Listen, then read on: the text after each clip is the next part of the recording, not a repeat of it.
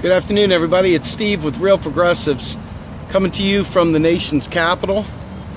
We just watched as the masses for the Draft Bernie rally took force. They went to deliver the signatures to Bernie Sanders.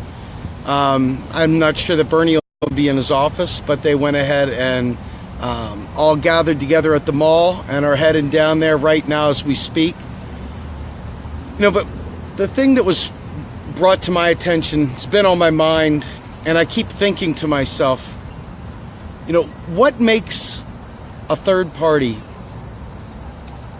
effective? Why would a third party in any way, shape, or form be different than a second party or a first party?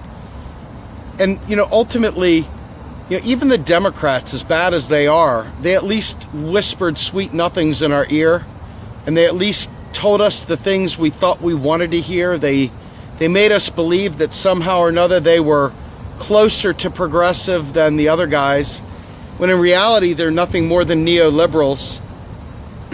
So what would make a third party, be it a People's Party, a Progressive Independent Party, or just a random third party, any third party that's trying to claim the progressive mantle, why would that party be successful or not successful?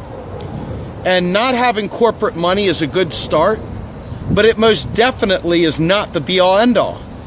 I have literally watched people collect people, gather people, collecting and gathering people. And I say, now that you've collected and gathered all these people, why will you be different than the other guys? Why will you be different? Why will you be effective and doing for us what the others did not do? I want a new deal. I want a new deal. I want a national health care service. I don't want just Medicare for all. I want an NHS for all issues, including dental. Will a third party bring me that? Will they be fighting for that? I want to have student debt eradication out the wazoo, just done, all of it gone. Can a third party do that? Will the third party do that? Will they know how to do that if they had power? How about any of the other things like green energy? How would they bring about green energy investments? How would they bring about the end of petro as our primary energy source? How would they go about bringing about paid family and medical leave?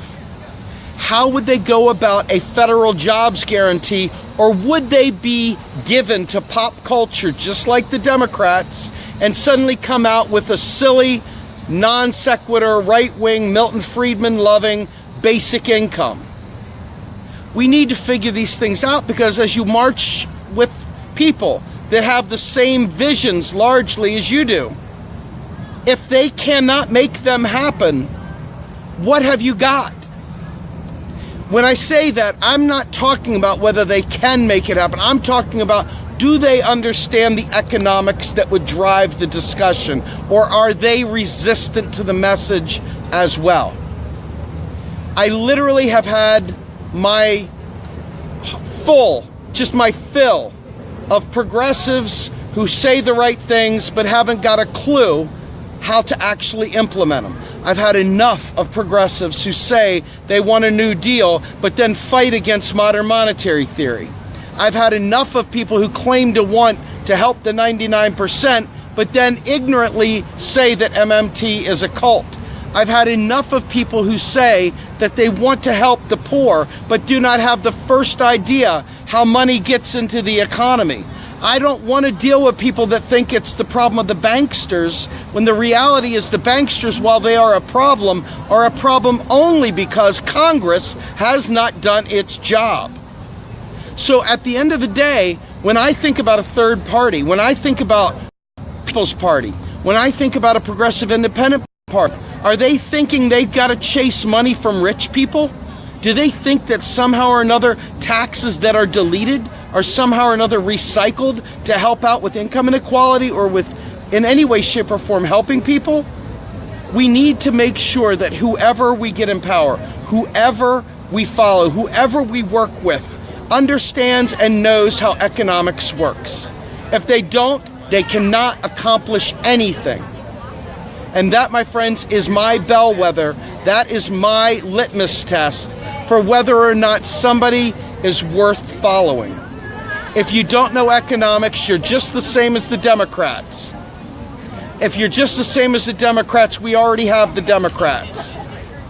If you want to be something special, you better learn economics, because otherwise there is no New Deal. There is no infrastructure. There is no student debt forgiveness. There is no inner city stimulus. There is no nothing. There is no dental.